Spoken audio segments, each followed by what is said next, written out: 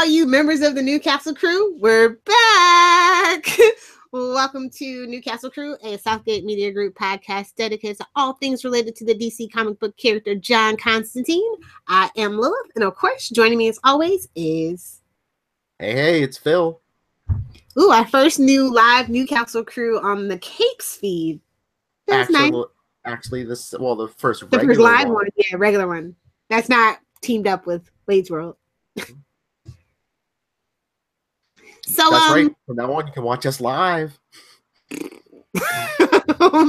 Anyway, we're gonna pick up the discussion with Constantine number 4. Constantine is in the New 52 Constantine, but so after Hellblazer, but before Constantine the Hellblazer. So we're right in that weird New 52 area. Mm-hmm. Goody. I mean, these weren't bad. They didn't get bad until around issue 8. I was gonna say, I mean, at least these early issues, it's some of the better stuff. It's some of the better stuff to come out of the New 52. I mean, it's way better than any of that Superman stuff. Yeah, that's not hard to do though. Yeah. So let's see. This one is titled "All My Friends." What a sick, morbid joke. It was written by Ray Fox and Jeff Lemire. The pencilers were Fabiano Neves, and I don't know who did the cover, actually. I don't remember now. Anyway.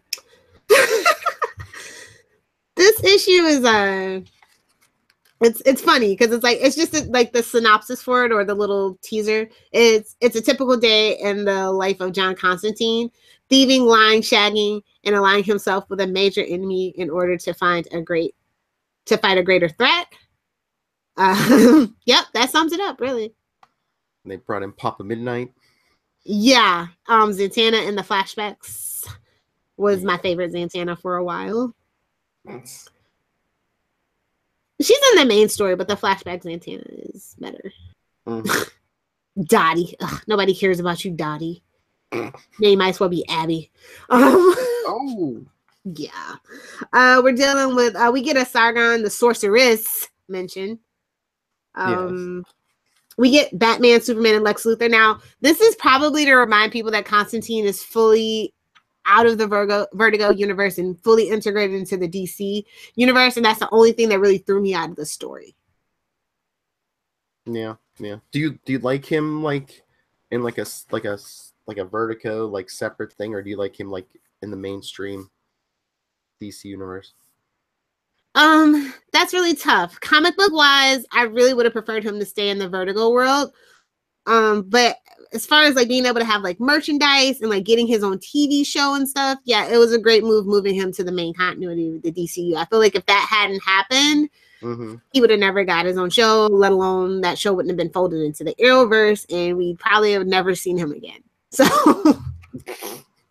I mean, we're getting to see him on Legends pretty soon. So for 2-part episodes, and he's getting his own animated series on CWC. So it's just like, there's a give and pull when you take something from an independent comic book, place and you place it in that mainstream. There's give and take of it. So while the comic book, I really feel like suffered, the brand itself, I feel like has elevated a bit. It has a little more cachet. So what about you?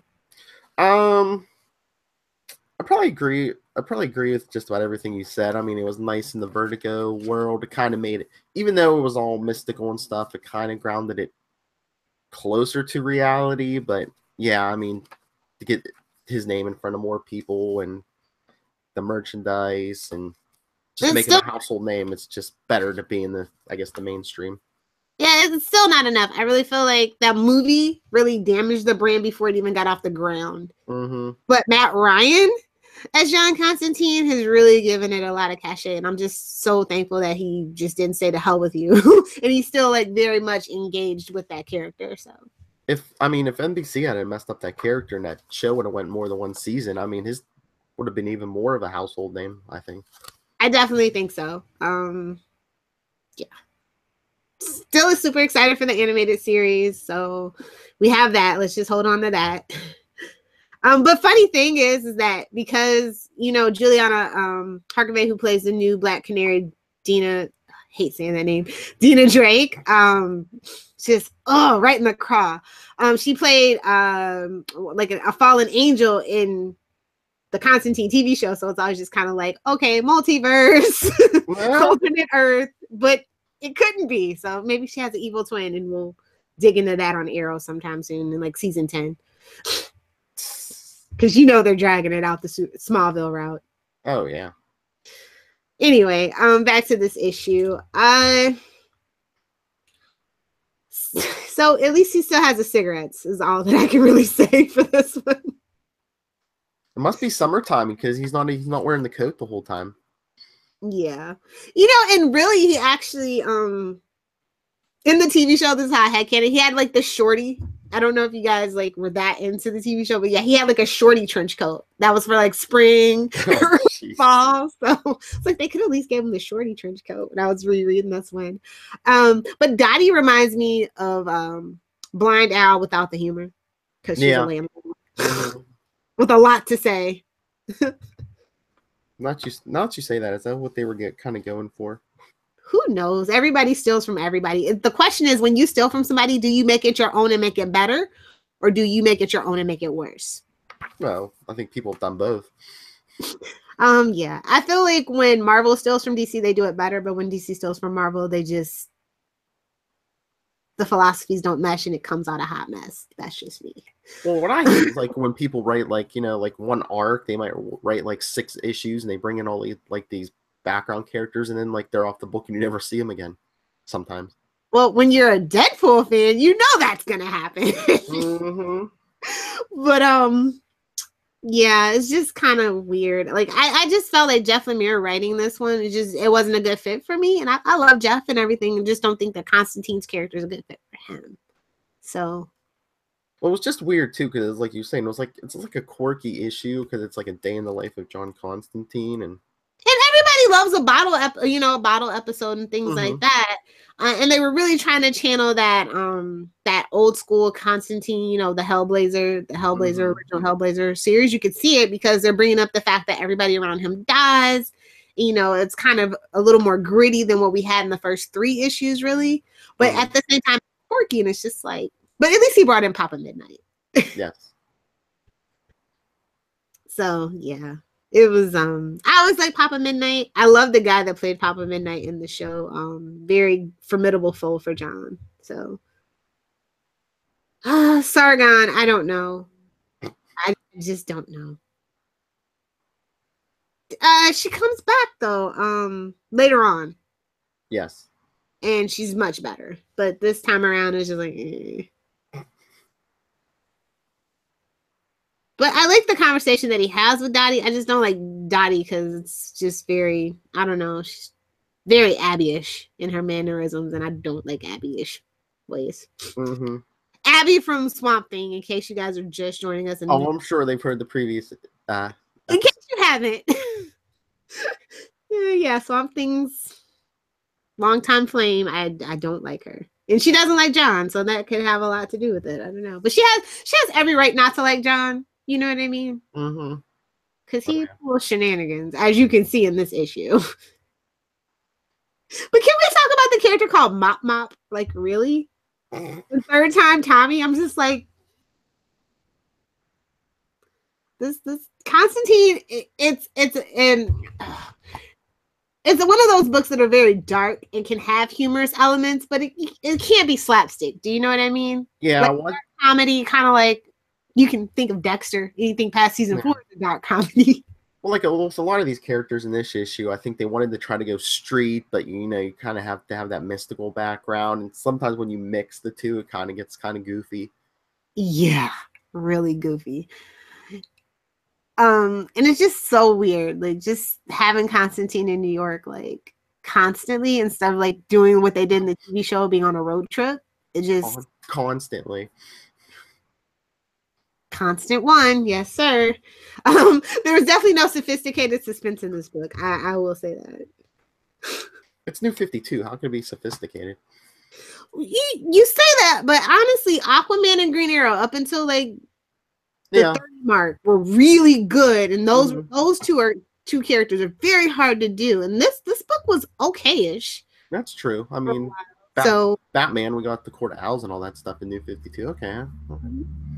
I mean, it just depends on the character and who they gave it to, and it's just like, okay, let's make this is what it felt like. Let's make Constantine a household name. Have Jeff Lemire write it. Boom, done. Mm-hmm. So fast. Like I like Jeff Lemire, like I said, I like a lot of the other stuff that he's done, but like I said, I don't feel like this character was a good fit for him, and it just shows in every single panel for me in this issue. Well, plus too, I mean, this was like a learning curve here because I mean, this was his first Constantine's first ongoing series after Hellblazer. Mm-hmm. So it's kind of like, okay, how do we make it not Vertigo, but not water it down too much? And I think that it's weird that they scrapped this and then brought in Constantine the Hellblazer when they could have just retooled. Like, it got really good with the Forever Dark stuff and the Justice League Dark stuff, and I feel like they could have just kept going on that side instead of just slamming the brakes. Well, this was like the Dark Ages where, you had to renumber every time you got a new creative team, and now it seems like everyone's going back to old numbering. Now it's like, oh yeah, we have had issue 900. But did you really?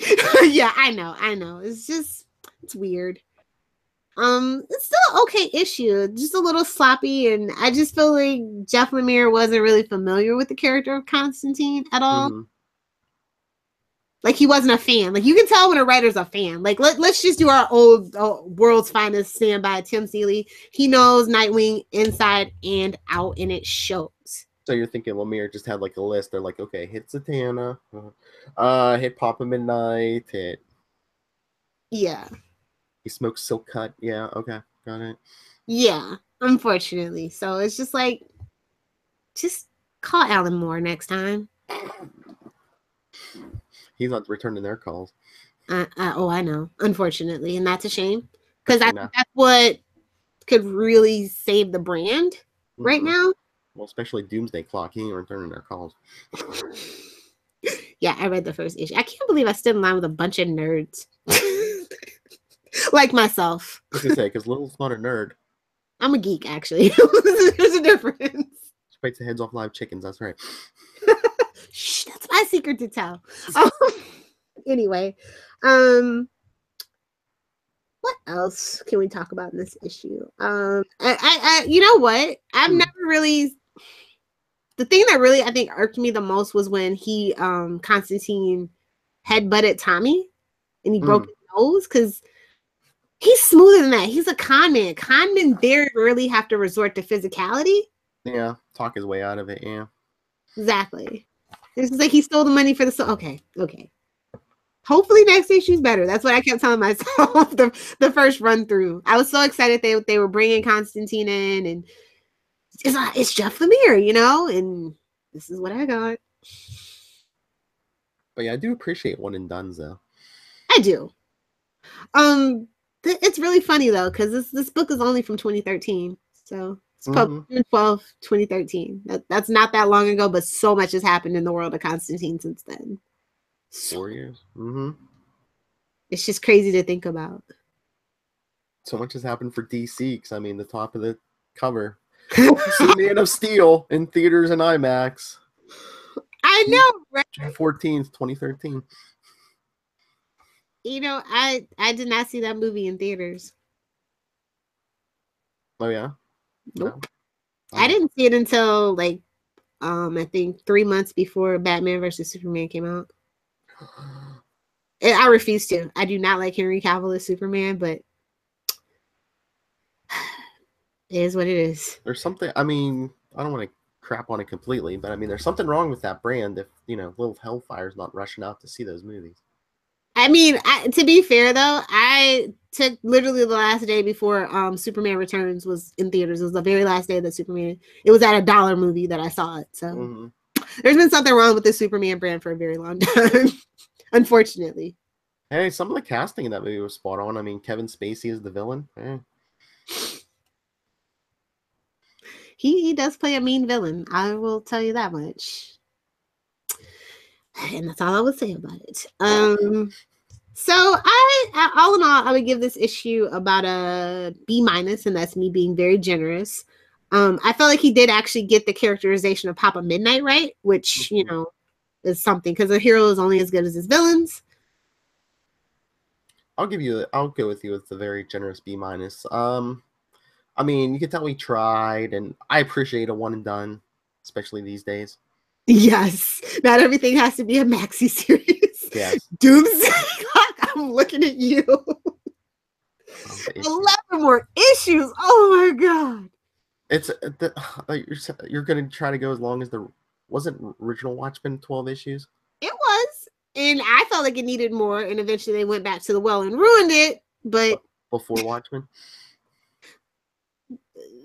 yeah. Doomsday Some of it's okay. The other stuff is kind of weird. Like some of the stuff you needed and it should have been in their original. Just saying. But it's kind of like Batman, The Dark Knight. You know what I mean? Like you can't keep going back to that well. Like we've seen it.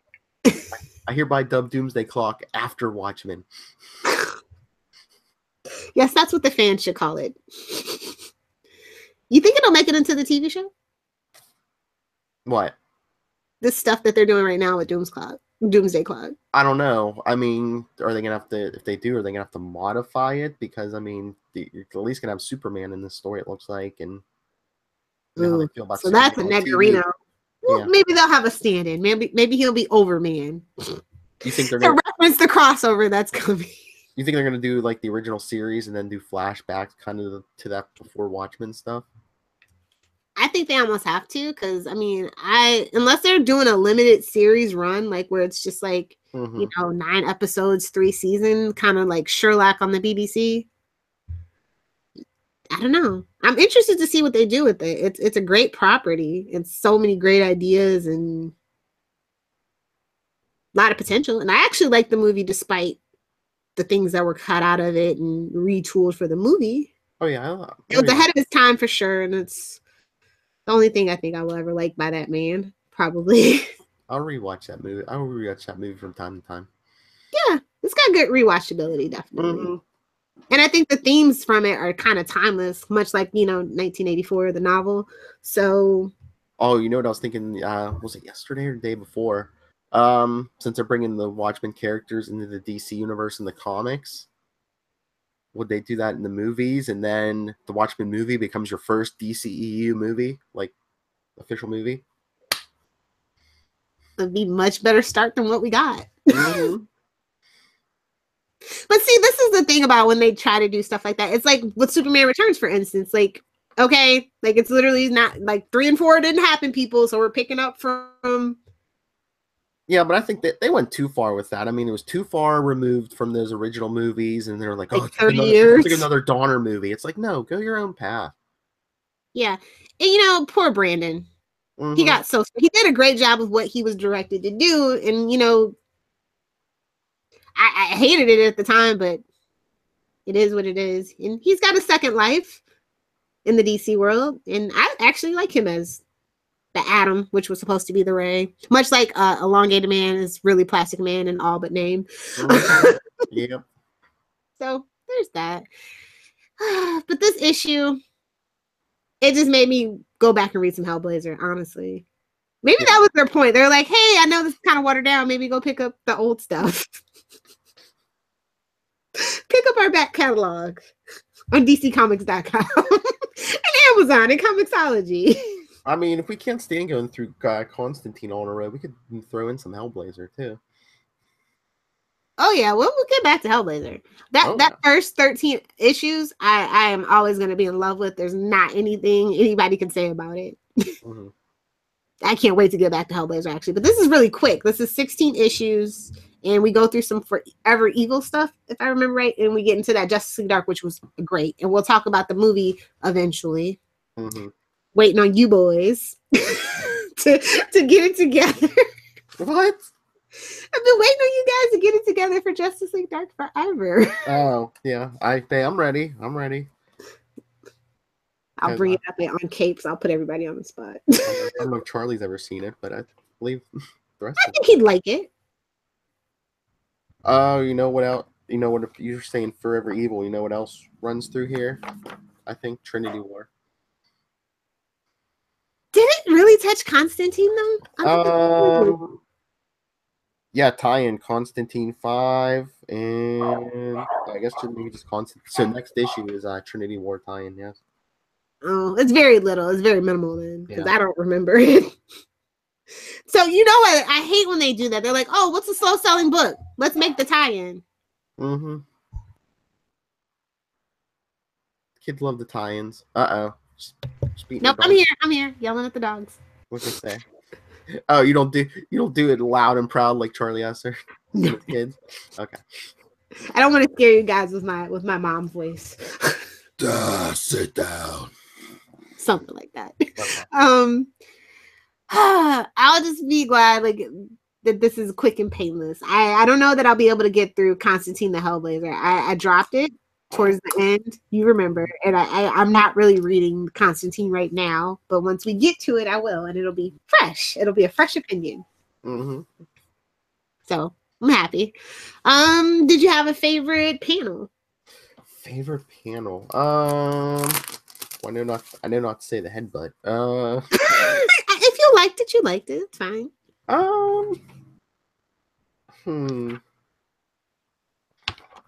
Do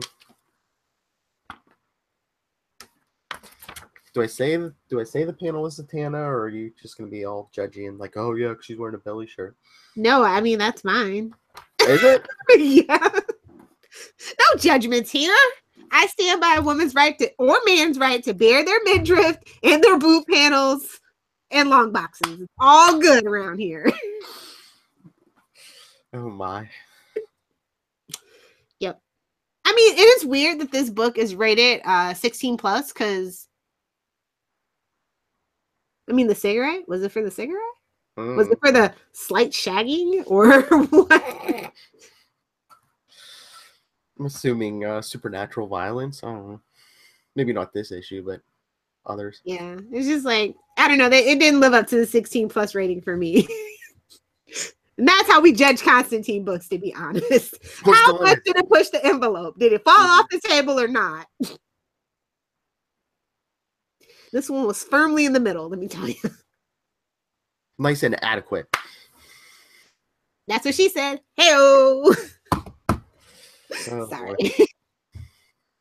For more random sexual innuendos, please be sure to tune into Wade's World. So many. How capable lunatics.